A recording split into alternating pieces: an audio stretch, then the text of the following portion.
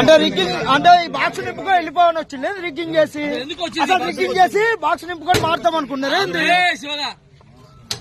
ఈ బాక్స్ ఇక్కడికి ఎందుకు వస్తా సార్? చెప్పాగా సార్ బాగా ఎక్కువైపోయింది సార్.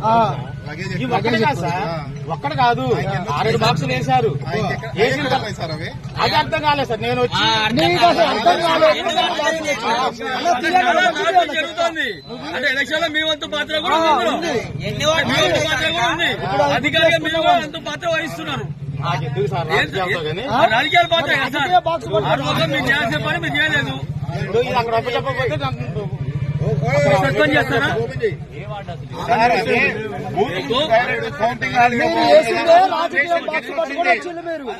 రాజకీయ బాక్స్